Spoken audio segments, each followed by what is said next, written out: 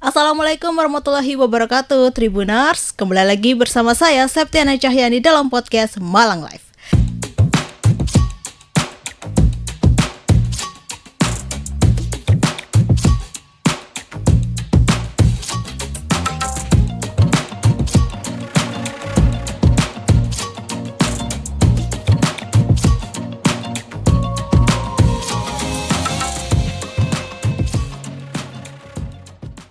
Kali ini kita sudah kedatangan narasumber dari SMK Muhammadiyah 7 Malang, yaitu ada Pak Munali selaku Kepala Sekolah SMK Muhammadiyah 7 Malang dan Pak Muhtadi selaku Humas SMK Muhammadiyah 7 Malang. Assalamualaikum warahmatullahi wabarakatuh, Bapak.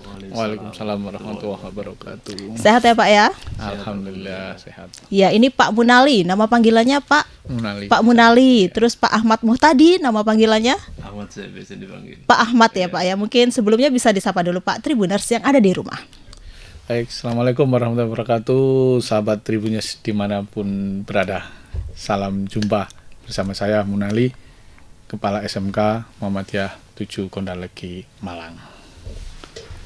Oke. Selamat siang Tribuners. Semoga sukses selalu. Oke, semoga sukses selalu Tribuners. Dan nanti saya sama Pak Munali dan Pak Ahmad ini akan membahas banyak hal tentang memasuki dunia kerja, terus juga cara membangun relasi, keahlian, dan lain sebagainya ya Pak ya. Oke, dan memasuki pertanyaan pertama nih Pak. Bagaimana cara terbaik bagi siswa SMK untuk mempersiapkan diri menghadapi dunia kerja setelah lulus? Itu seperti apa Pak kira-kira? Saya dulu ya. Iya Pak. Ya. Secara umum, jadi semua siswa terutama SMK memang ingin setelah dia lulus itu memperoleh pekerjaan sesuai dengan keinginannya. Nah, oleh karenanya kita memberikan kesempatan untuk mereka tumbuh kembang sesuai yang diinginkan sejak awal. Tetapi di perjalanan kita harus melihat juga bagaimana perkembangan mereka setelah mengikuti atau menjalani pendidikan di SMK Mutu. Nah, caranya kita di awal mencoba memetakan lagi. Memetakan lagi ya Pak betul, ya? Betul nggak minatnya ini karena keinginannya? Betul nggak apa karena passionnya? Atau jangan-jangan, nah itu kan ikut-ikutan dengan orang lain. Nah, kita mengajak tim humas untuk berkolaborasi dengan beberapa perusahaan yang memiliki psikiater itu. Oh, psikiater. Jadi kita melibatkan untuk tadi memetakan benar nggak yang mereka inginkan itu seperti yang mereka harapkan. Gitu. Berarti caranya melihat bakat dan minat siswa itu dengan menjalin kerjasama dengan psikiater ya Pak ya, dan juga kerjasama dengan Humas SMK Muhammadiyah 7 ini sendiri. Dan apa saja sih Pak keterampilan yang harus dibutuhkan siswa itu ketika memasuki dunia kerja Pak? Kebetulan kemarin Pak Ahmad ini kedatangan langsung HRD di beberapa perusahaan yang biasanya memang bertanya seperti apa yang diinginkan, anaknya seperti apa, dari sisi fisik, dari sisi kemampuan, atau dari sisi apapun. Nah, kemarin mungkin nanti lebih teknis ya, tekniknya seperti apa, karena Pak Ahmad kemarin langsung berkomunikasi langsung lah dengan HRD. Nah, mungkin bisa dijelaskan Pak Ahmad terkait teknis yang diinginkan. Jadi langsung to the point biasanya tanya, Pak saya butuh anak yang seperti ini. Nah, berarti harus to the point gitu ya. Iya. Saya pengen yang ini gitu. Nggak loh, mungkin bertele-tele. Seperti apa Pak Ahmad? Ya, kalau industri memang alhamdulillah kita punya banyak jaringan industri yang itu berkolaborasi untuk ke masing-masing jurusan. Jadi kita punya industri pasangan masing-masing dan itu sudah mengkomunikasikan kita sejak dini. Jadi kebutuhan industri itu juga terimplementasi dalam proses belajar mengajar, masuk kurikulum, gurunya disiapkan mengajar, kemudian sampai siswa yang dibutuhkan nanti jadi apa kebutuhannya, model apa, itu sudah disampaikan kepada kita. Ya. Kemudian dari situ akhirnya ya, kalau di beberapa perusahaan yang besar biasanya ya tentu ada soft skill sama hard skill. Kalau soft skill biasanya nanti terimplementasi, kita menyiapkan dalam kurikulum atau proses belajar mengajar. Soft skill itu soft ya, skillnya Pak ya? ya, soft skillnya. Kemudian kalau hard skillnya juga sama, kita masukkan di dalam proses belajar mengajar. Seperti kalau contohnya kemarin kita kerjasama dengan salah satu perusahaan otomotif di Indonesia, di Daihatsu contohnya, itu kerjasama dengan jurusan teknik kendaraan ringan. Berarti kebutuhan soft skillnya maupun hard skillnya atau mungkin praktikumnya itu terimplementasi dalam proses belajar mengajar. Jadi itulah proses kita, cara menyiapkan anak-anak bagaimana nanti pas lulus akhirnya anak-anak juga siap kerja, karena proses belajar mengajar begitu juga materi dan apa yang dikerjakan anak-anak di sekolah match atau sinkron dengan apa yang dibutuhkan di industri. Oke, berarti cara mengasah keterampilan siswa saat di bangku sekolah tuh dengan Betul. mengasah kemampuan soft skill dan hard skillnya Iya, ya Pak. benar. Jadi ya Pak ya. Iya. Lalu kalau misalkan kalau peran magang itu ada gak sih Pak di peran magang di SMK Muhammadiyah 7 tuh seperti Ya, apa kira-kira? itu bagian dari apa namanya, dari menanam hard skill anak, Menanam hard skill, hard yang skill seperti maupun apa? soft skill Oke. anak. Jadi anak-anak akan tahu kondisi kerja pada saat dia proses pemagangan. Jadi Pemagangannya tuh berapa berapa lama kira-kira Pak kalau di SMK anak-anak ada Muhammadiyah 4 bulan sampai 6 bulan. Oh, beda-beda Iya, ya Pak ya. beda. Itu beda-beda waktu itu dilihat dari kerjasama dengan perusahaannya Iya, atau seperti sesuai apa? dengan beberapa perusahaan yang minta harus 6 bulan, ada yang 4 bulan. Ya, sehingga pada saat kita ngikutin kebutuhan yang di industri. Di situ anak akhirnya belajar tekanan kerja, kemudian lingkungan kerja, bahkan alat yang dibutuhkan pada saat bekerja di dunia kerja, bagaimana iklim, bagaimana dia berhubungan dengan satu dengan yang lainnya, bagaimana kerja berkelompok, bagaimana mendengar dan memahami perintah. Nah, itu prosesnya terjadi pada saat dia pemagangan. Sehingga apa yang disampaikan guru di kelas 1 atau kelas 2 akhirnya memahami, oh ini yang dibutuhkan, oh ini. Pas kelas 3 anak-anak akhirnya sudah siap, bagaimana dia sudah pernah magang itu untuk mempersiapkan diri memasuki dunia kerja. Jadi pada saat nanti lulus dia sudah ngerti kondisinya apa yang harus dibutuhkan pada saat dia. Oke, nah kalau misalkan memasuki dunia magang ya Pak ya, itu kelas berapa kira-kira Pak? Di SMK kamu tuh kelas 2. Oh, kelas 2. Semester genap. Berarti kalau kelas 1-nya itu mempelajari teori atau seperti apa? Teori dulu gitu.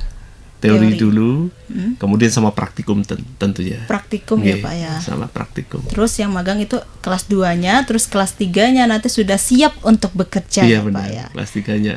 Oke, kalau misalkan di SMK Muhammadiyah 7 ini ada berapa jurusan kira-kira Pak? Jurusan ada 14. 14. Banyak ya Pak ya? Ada banyak. Saya tambahkan tadi terkait magang tadi, yang salah satu yang paling penting memang ini pengkondisian anak-anak di jam kerja. Jadi misalnya kalau sekolah mungkin kan pagi sampai siang atau sore. Saat dia magang, maka misalnya saya ambil contoh kemarin saat ada siswa kami yang magang di salah satu hotel di Malang gitu kan. Nah, dia harus melakukan kerja itu menyiapkan makan malam. Nah, maka dia juga harus menyesuaikan, tidak lagi bicara lu kalau sekolah pagi, tapi dia sudah bersiap dirinya untuk kerja, menyiapkan itu di malam hari. Nah, kalau yang terkait dengan jurusan tadi, salah satu yang memang ditargetkan oleh Humas itu, semua jurusan sudah memiliki mitra industri yang kita sebut dengan kelas industri. Jadi mulai industri. Jadi misalnya tadi sampaikan kalau kendaraan ringan itu ada dengan Astra Daihatsu. Kemudian kalau di kesehatan itu ada dengan Kimia Farma. Kemudian kalau di listrik itu ada dengan PT Panasonic. PT Panasonic. Kemudian kalau OTKP perbankan itu ada PT Indiratex. Nah, hampir semua. Kemudian kalau kelas alat berat juga sama itu. Jadi kalau 14 itu dari teknik, bisnis manajemen, kesehatan, kemudian TIK itu termasuk pariwisata. Pariwisata juga ada ya Pak ya, kesehatan juga ada, perhotelan ada, lengkap di SMK Muhammadiyah 7 Malang ini ya Pak ya. Nah, tadi kan juga banyak menjalin relasi magang dengan perusahaannya ini terkenal banget ya Pak ya. Dan apa yang harus siswa lakukan agar pengalaman magang mereka tuh lebih berharga dan bermanfaat Pak? Caranya tuh seperti apa kira-kira? Kalau cara sebetulnya dari awal tadi Bapak menyampaikan ada 2 kompetensi kan, satu hard skill dan soft skillnya itu. Nah, memang kita paling menjadikan tantangan itu ada di soft skill-nya. Jadi bagaimana anak-anak memiliki kekuatan mental, terutama kemauan ya untuk berkompetisi di dunia kerja yang sangat-sangat kompatibel ya, artinya sangat ketat sekali itu, sehingga mereka harus betul-betul tahu bahwa saya nanti bidang kerja saya itu di bidang kesehatan, maka harus ada komitmen bahwa bidang kesehatan tidak ada istilahnya itu berguru saat dia belajar, maka harus serius misalnya itu. Jadi karena tantangannya setelah dia magang itu bagus, nah Pak Ahmad ini biasanya diminta oleh industri, kadang-kadang minta direkomkan. Nah, tolong direkomkan Pak Ahmad untuk 2 lulusan atau 2 alumni untuk kami rekrut. Nah, biasanya itu ya, itu juga karena ini dari kesempatan saat magang anak-anak itu menjadi nilai lebih lah untuk mereka selain hanya pengalaman tadi. Nah, kalau misalkan memilih tempat magang itu ya Pak ya, itu sudah diatur oleh sekolah atau seperti apa Pak? Diatur oleh sekolah. Ya, sekolah. Jadi Pak Ahmad ini dengan tim, kita sebut tim Pokja, tim Pokja PKL itu yang lanjut dengan magang itu menyiapkan beberapa perusahaan. Nah, tetapi juga tidak menutup kemungkinan ada relasi baru yang diperoleh dari siswa atau dari orang tua atau dari yang lain. Oke, berarti gak hanya dari sekolah aja ya Pak ya, relasi dari orang tua, siswa itu juga bisa ya Pak ya. Tetap itu disampaikan, Pak saya ada saudara atau teman yang ini. Nah, tetap kita menindaklanjuti dengan melihatnya, istilahnya survei ya, kita survei, kita disurvei dulu ya Pak ya, ternyata sesuai dan itu bagus. Nah, itu menjadi tambahan relasi kita untuk kerjasama. Kira-kira kriteria perusahaan yang akan menjalin relasi dengan SMK Muhammadiyah tuh dilihat dari apa Pak? Kalau dilihatnya itu kemarin dari pertama saya jelas legalnya Pak ya. Legalnya itu ya, karena perusahaan kemarin Pak Ahmad ya juga ada perusahaan tidak hanya nasional, ada perusahaan yang luar negeri juga kemarin itu untuk memastikan itu. Jadi kalau kriteria di Pak Ahmad ini ada. Jadi kriteria perusahaan besar kategori nasional, ada regional sampai lokal pun itu ada ya Pak ya. Kemarin ya diceritakan. Kita punya beberapa kualifikasi untuk tempat pemagangan anak. Jadi magang ini kan kalau di struktur kurikulum kan menjadi pelajaran. Jadi dia sebenarnya sebagai dia implementasi kurikulum. Jadi ada fase di mana anak nggak bisa dapat di sekolah. Dapatnya di pas magang itu ya Pak ya. Iya. Dan disitulah makanya kita juga butuh. Jadi tempat-tempat magang ini harus ada klasifikasi. Klasifikasi yang paling utama adalah klasifikasi selain tadi yang disampaikan Pak Munali tentang masalah legal formal. Kemudian yang kedua ya ini kualifikasi kurikulumnya itu sehingga ya, bisa mendapatkan hal yang tidak didapat sekolah. Contohnya yang paling mudah. Sekali lagi memang karena saya guru otomotif. Otomotif ya. Yang merangkap menjabat sebagai humas juga ya Pak ya. Iya, guru listrik. Guru listrik. Iya. Menjabat sebagai kepala sekolah. Iya, jadi pada saat saya nerangkan tentang materi, jadi contohnya kalau di sekolah atau di tempat kami kan alat praktikumnya contoh nih. Contoh yang paling mudah itu engine-nya hanya pakai salah satu jenis katakanlah, yaitu punya saya sebut merek namanya Xenia gitu. Xenia aja. Tapi pada saat di bengkel kan dia mulai yang 2 silinder, bisa 4 silinder, bisa 3 silinder, bisa cc-nya sekian, bisa cc besar, ya jenisnya ini sport dan sebagainya, dan itu bisa didapat pada saat di bengkel. Sedangkan atau di industri, pada saat di sekolah dia tidak dapat. Maka disinilah kita butuh ada namanya kualifikasi yang paling utama setelah legal ya tadi kualifikasi terkait dengan pencapaian kurikulum yang dia tidak bisa dapat dari sekolah ya, sehingga kita tinggal menyiapkan basicnya di sekolah sebelum magang ya, dengan cara apa ya, kurikulum maksudnya penyiapan yang teknis, mulai pengenalan yang paling basic, pengenalan dasar sampai yang mungkin nanti dibutuhkan di sekolah. Dengan cara apa? Ya kita bisa datangkan guru industri langsung. Ya, termasuk tadi ini menjawab tadi pertanyaan tadi, bisa datangkan guru industri atau alumni yang bekerja. Oh, alumni yang sudah bekerja ya Pak ya. Jadi di SMK Mutu alhamdulillah proses belajar mengajar kita, selain guru kami yang di training di industri kemudian mengajar siswa, kita juga mendapatkan bantuan atau guru dari industri pasangan kita. Oke, menarik. Dan kita tambahi dengan apa? Alumni yang sudah bekerja. Alumni yang sudah bekerja, sehingga ya, Pak, ya. anak-anak Kerjasama, jadi punya Pak. gambaran Iya. lebih real. Kemudian yang kedua, pada saat dia sudah di magang kerja, dia akan lebih mudah untuk adaptasi. Adaptasi itu ya Pak Seperti ya. Dan sebenarnya Pak ya, apa sih yang dicari perusahaan dari lulusan SMK saat merekrut karyawan baru? Kalau pengalaman kemarin yang ditanya itu sebetulnya dari sisi ini karakter ya kita nyebutnya. Jadi mental anak-anak itu. Jadi kalau keterampilan itu sebetulnya menurut beliau yang rekrut itu mudah. Artinya dilatih 2 bulan, 3 bulan mereka sudah bisa terampil. Tapi karakter, sikap, attitude.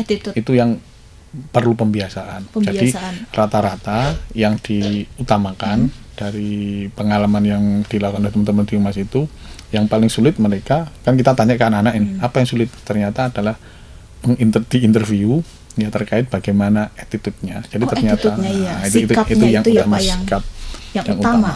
Yang dilihat dari perusahaan betul, gitu ya Pak itu ya. pengalaman kita lah mendampingi beberapa HRD yang datang ke Nah, sekolah. cara bapak-bapaknya nih melatih sikap attitude, memberikan gambaran attitude yang baik itu seperti apa, kira-kira diajarkan nggak Pak di SMK Muhammadiyah 7?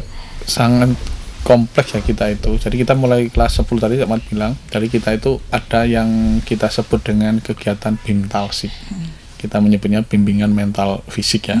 Itu kita lakukan intern. Boleh jadi kita penguatan, kalau istilah di kurikulum Merdeka ada penguatan project profil pelajar Pancasila, itu kita masukkan biar dia ada rasa nasionalisnya tinggi. Nah, kemudian kita ajak disiplin, kita ajak untuk tertib dengan kegiatan-kegiatan mulai dari kegiatan yang sifatnya olahraga kesehatan sampai sifatnya religius. Jadi kita setiap pagi, karena kita sekolah yang Islam itu, maka setiap pagi anak-anak sudah kita kondisikan untuk hadir tepat waktu untuk melaksanakan kegiatan keagamaan. Jadi pagi 6:15 itu anak-anak sudah siap. 6.15 itu sudah harus siap masuk. anak-anak. Sudah di sekolah. Sudah di sekolah. Siswa, guru semua ya Pak. Karyawan semua itu. Staf semua harus di sekolah ya Pak. Siswanya melaksanakan kepala sekolah ya. Kepala sekolah juga. Nah, kalau misalnya telat seperti apa Pak? Nggak boleh masuk atau ada sanksi yang akan diberikan? Menunggu Menunggu di depan gerbang.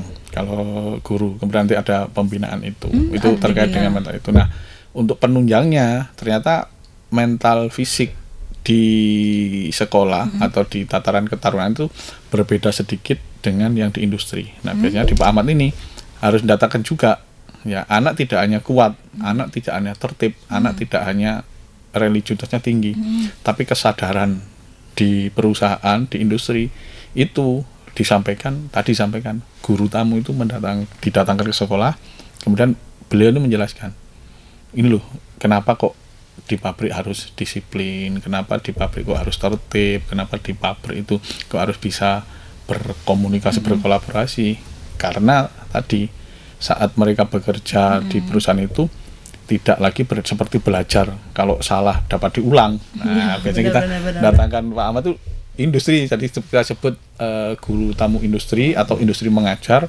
dan itu rutin sesuai dengan industri pasangan dari masing-masing jurusan. Ya, meskipun ada irisan tapi biasanya berbeda. Misalnya industri kesehatan dengan industri teknik, dengan akuntan atau bidang-bidang ekonomi. Kalau bidang-bidang ekonomi itu sama perbankan. Sama bank. Oh, sama bank ya Pak ya. Kita juga biasanya bank itu kan rata-rata harus ada lebih tinggi dari SMK misalnya. Iya. Tapi karena tadi sampaikan Pak Ahmad, magangnya itu begitu anaknya bagus dari si skill, tinggal menambah standar pendidikannya, anaknya itu direkrut dulu. Iya, dimagangkan, dikasih kesempatan. Nah, nanti setelah bagus ternyata ada peluang itu baru lanjut. Nah, mentalnya biasanya Pak Ahmad datangkan ini industri, bahkan orang tua juga kita hadirkan dengan pemateri industri biar sama-sama paham lah gitu. Oke, nah cara bapaknya nih memberikan cara agar siswa SMK ini dapat menunjukkan kualitas mereka kepada calon pemberi kerja itu seperti apa kira-kira? Ini Pak, industri HR gimana? Pesanannya seperti apa gitu? Jadi kalau dari industri ini ya pesan. Jadi kalau di industri ini apa namanya? Biasanya ya anak gimana sukses kerja itu ya mulai memang kalau di SMK Mutu yang kita jalani di Humas ini terutama di PKK SMK Mutu ya memang tidak instan di kelas 3. Kita sudah mulai melibatkan industri untuk di kelas 10 juga ya. Kelas 10, kelas 2, kelas dengan tarafnya sendiri-sendiri. Kalau kelas 1 ya tinggal pengenalan industri. Kalau kelas 2 berarti lebih teknis. Kelas 3 berarti nanti berpikirnya bagaimana lolos kerja di industri yang diminati. Ya mulai dari kita menyiapkan secara mental sebagaimana disampaikan Pak Munali tadi. Kemudian yang kedua motivasi. Kemudian yang ketiga sampai kemarin kita mendatangkan kolaborasi dengan beberapa psikologi. Salah satu fakultas di perguruan swasta di Malang juga kita libatkan untuk bagaimana pemetaan psikologi anak-anak, kesiapan kompetisi anak-anak, sampai seperti itu. Kemudian di SMK Mutu juga setelah itu kita ngadain beberapa cara trik bagaimana sukses untuk lolos psikotes, lolos MCU, lolos tes fisik bahkan, tes wawancara, seperti itu. Jadi itu yang kita lakukan dengan pelibatan dari industri. Oke, kalau misalkan di SMK Muhammadiyah 7 ini rata-rata siswanya ada yang ingin langsung bekerja atau kuliah gitu, Pak? Kalau data yang kita peroleh dari kita nyebarkan angket ya. Jadi angket itu kalau jumlah persentase di yang bekerja itu relatif paling tinggi. Artinya lebih dari 70%. Nah, kemudian yang ingin melanjutkan keinginannya ya namanya anak-anak jadi masih tinggi karena mereka belum tahu bahwa apa sih kuliah itu. Tapi setelah mereka mengetahui oh ternyata kuliah itu harus seperti ini, harus sekolah lagi. Nah, kemudian kembali mencari PKK. Ingin kerja dulu aja, Pak. Setelah kerja nanti baru kuliah. Itu ada. Tapi kalau dari si jumlah persentase lebih 70 ya yang untuk ya, 70%. Karena mayoritas di data saya, data angket terakhir saya 70%. 70% itu ya, Pak ya. Jadi awalnya di kelas 1 biasanya kelas 1 itu antara 90-an persen. 90-an persen itu ya, Pak ya. Kelas 3 akhirnya berubah lagi. Bisa sampai 70% anak-anak yang pengen langsung kerja. Yang 30 itu antara dia nanti kuliah melanjutkan sama wirausaha. Wirausaha. Iya. Oh, ada yang mau lanjut kuliah, wirausaha ataupun kerja, itu semua tergantung pribadi masing-masing siswa ya, Pak ya. Nah, kalau misalkan kita siswa itu ingin langsung bekerja, pastinya membutuhkan networking atau jaringan gitu ya, Pak ya. Dan seberapa penting sih jaringan dalam mencari pekerjaan menurut Bapak-bapak ini? Walau jaringan ya memang utama Pak Ahmad ya. Jadi kita itu sempat ya menghitung. Kalau kerjasama itu sangat banyak. Jadi kita 300 perusahaan industri mulai kecil sampai besar itu sebenarnya masih kecil. Karena hampir industri itu satu tempat itu kita tempatkan 2. Nah, kalau siswa kita itu satu angkatan 700 berarti kita perlu sekitar 300 perusahaan.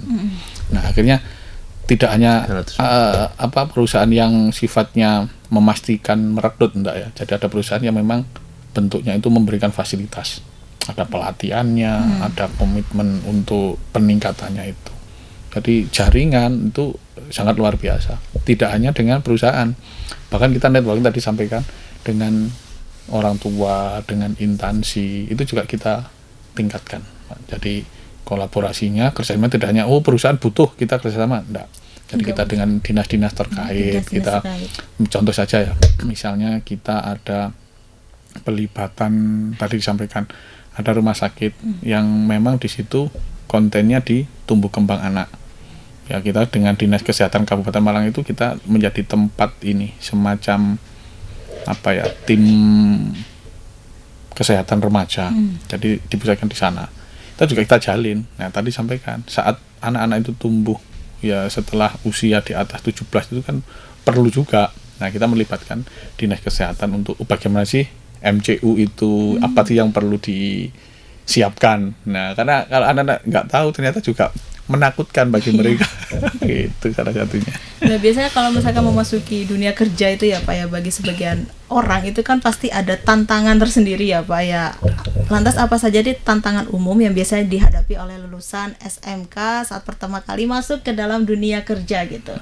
Silakan Pak Ahmad. Kalau dunia kerja itu kan keras banget gitu, Curhatnya anak-anak setelah masuk itu. Ya, kita yang sering dicurhatin anak-anak siapa? ya langsung kan kita pendampingan. Iya. Jadi kalau dia anak kerja itu di Pak Ahmad dan tim itu mesti memantau. Karena kita paham anak-anak ini masih awal. Jadi Pak Ahmad ini luar biasa dengan teman-teman BKK itu. Yang bisa bayangkan mulai kita mencarikan industri, mengawal dari awal. kemudian tes sampai berangkat. Bahkan sampai kemarin Pak Ahmad ini sampai membelikan tiket Apa Pak? tiket untuk misalnya dia kerja di Jambi misalnya, kan dia butuh, dia mendampingi, Transport juga. betul. Jadi sampai mengantarkan ke bandara. Mengantarkan luar biasa. Nah, nanti tantangannya yang luar biasa. Ada yang langsung kerasan, ada yang dalam 1 bulan Udah langsung ingin nyerah, kembali. pengen resign gitu ya, Pak. Beliau ini yang punya data itu. Jadi beberapa anak orang tuanya itu sampai ya berbangga ya karena anaknya. Nah, tantangannya silakan Pak. Jadi tantangan industri Bahasa bagaimana? saya itu end to end. End to end. Apa ya, mulai dari awal, jadi mulai dari penjajakan anak, pemetaan anak, itu kita ngawal, sekolah itu ngawal. Habis itu kita bina sebaik mungkin sehingga layak masuk kerja. Setelah masuk kerja, itu kita bagaimana anak ini masuk kerja juga kita kawal anak ini. Berarti nggak dilepas aja. Nggak dilepas, gitu. jadi lulus gini nih ya kita kontrol. Masih dikontrol ya, Pak masih ya? kontrol, ini masih sudah bekerja belum. Kemudian setelah sudah masuk kerja, masih kita kontrol. Masih dikontrol juga ya, Iya, Pak? gimana di sana. Bahkan pada saat kita sudah lulus itu kan artinya sudah diterima kerja. Iya. Pada saat ada komplain dari perusahaan, kita tetap menerima komplain. Oke, kritik saran gitu ya, Kritik Pak, ya? saran. Halo, ini mohon alumni Bapak, ya etikanya ABCD. Ya, akhirnya kita telepon anak-anak. Telepon. Jadi makanya saya bilang end to end itu. Jadi sampai anak harusnya sudah mandiri, tetap kita kawal. Jadi sekolah Itu masih dikawal sampai kapan kira-kira, Pak? ya kita nggak tahu. Nggak tahu ya, Pak, Ya, ya? tapi kan ya selagi anak ini seharusnya sudah kita Mandiri harus gitu. mandiri kan seharusnya bisa ini. Tapi faktanya di luar ini ternyata sekolah masih ada berkaitan dengan alumni kita. Sehingga kita karena kita ini sekolah, sehingga kita ya secara moral tetap menjadi tanggung jawab kita karena dia juga bagian dari keluarga kita ya sebagai alumni SMK Mutu. Oke, nah tadi dari ceritanya Bapak ini ya kan ada yang siswa itu memasuki dunia kerja sebulan sudah gak betah gitu ya Pak ya, pengen pulang, ada cerita unik dan lain sebagainya gitu. Nah, lantas bagaimana cara sekolah ini membentuk mental yang kuat bagi siswa itu sendiri ketika memasuki dunia kerja? Kalau yang tadi sampaikan ya, kenapa kita menjalin komunikasi dengan alumni yang sudah bekerja dan saat mereka ada kesempatan libur, ada dapat cuti, itu kita hadirkan ke sekolah memang untuk bercerita.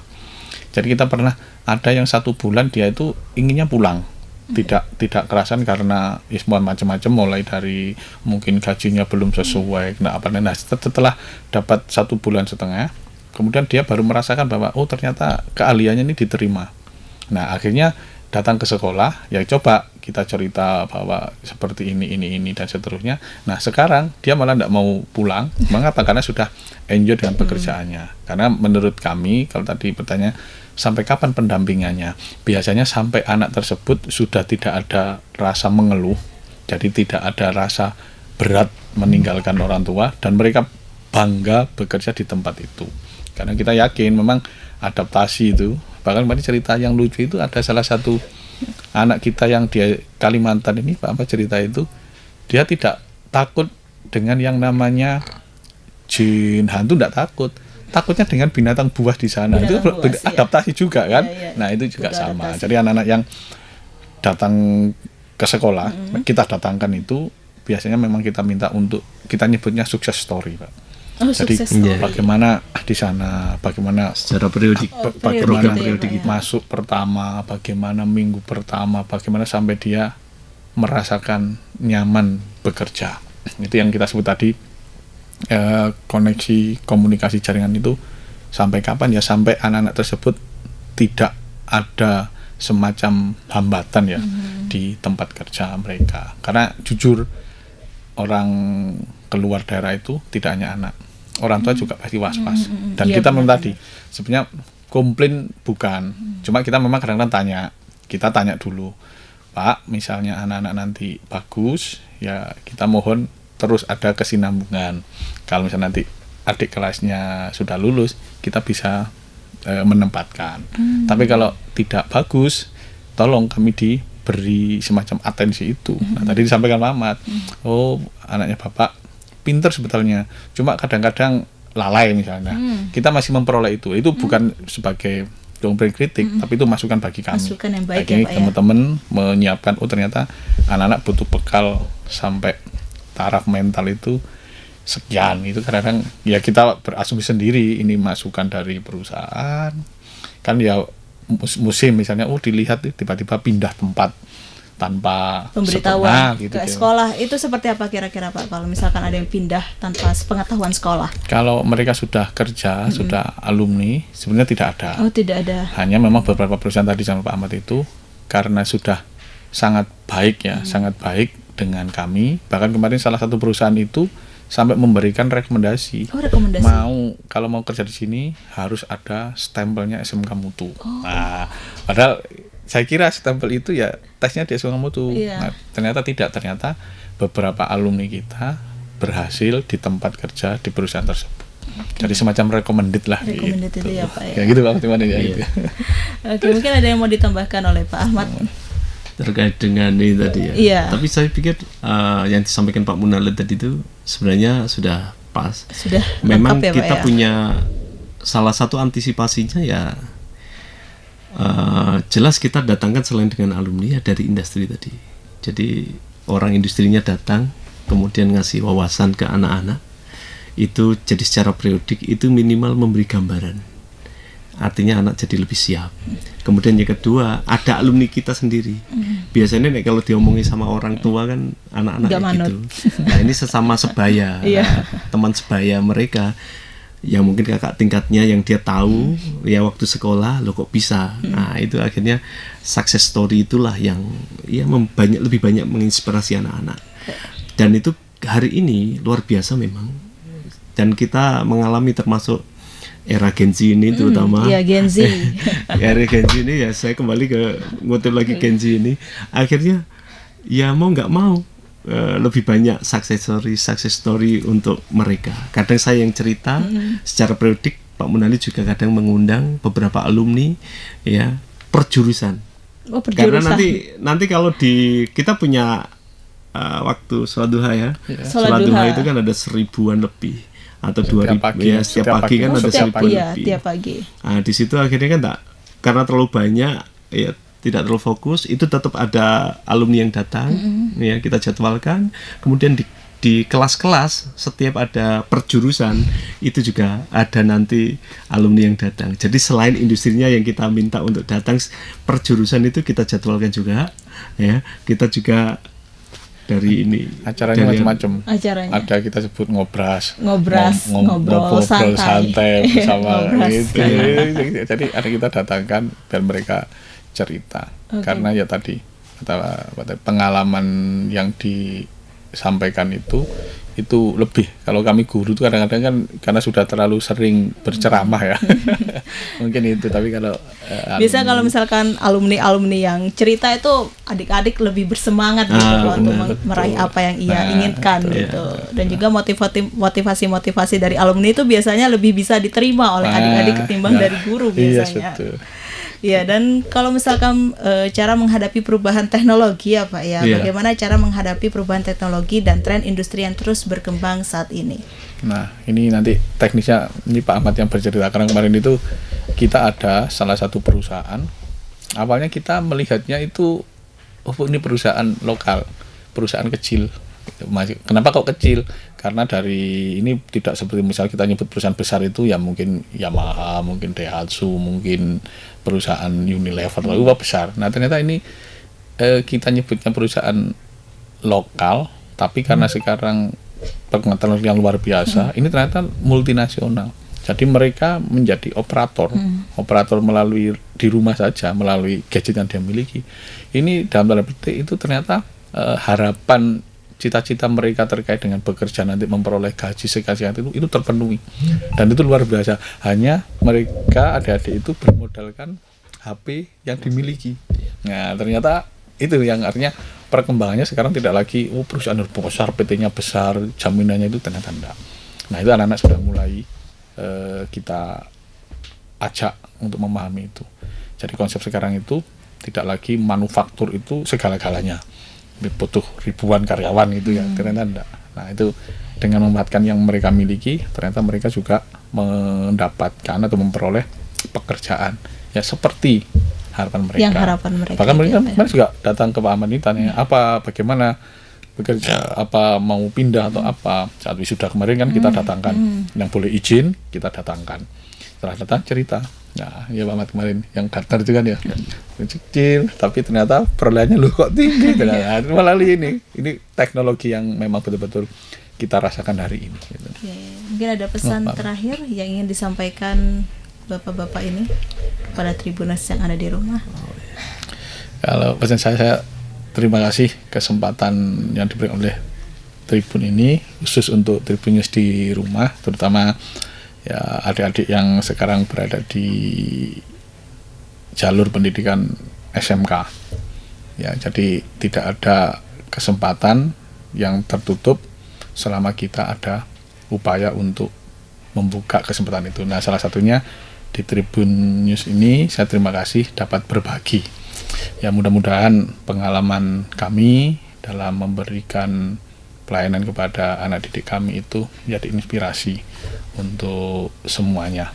Jadi keterserapan kerja anak-anak agar sebagai generasi yang hari ini tantangannya luar biasa itu tidak menjadi keluh kesah untuk kita, tapi menjadi sebuah harapan baru untuk masa depan kita. Terima kasih. Mungkin Pak Ahmad menambahkan. Ya, harapannya untuk Tribuners, ya, terima kasih atas perhatiannya. Ya, moga-moga bisa memberi inspirasi sebagaimana tadi yang disampaikan. Dan ya harapan kami dunia vokasi semakin dipercaya di dunia industri atau dunia kerja, sehingga kita juga sama, semoga di SMK Mutu juga selalu bisa menghadapi tantangan-tantangan ke depan semakin ini. Dan tidak lupa juga moga-moga Tribun juga sebagai sukses menjadi salah satu lapangan pekerjaan. Iya, amin. Yang sukses juga. Amin. Ya seperti itu gitu. Oke, baik, terima kasih Pak atas waktu dan kesempatannya telah hadir di studio Tribun Jatim Network Malang ini. Baik Tribuners, sampai di sini dulu perjumpaan saya kali ini. Saya Septiana Cahayani pamit undur diri dan sampai jumpa. Assalamualaikum warahmatullahi wabarakatuh. Waalaikumsalam. Download Tribun X sekarang. Menghadirkan lokal menjadi Indonesia.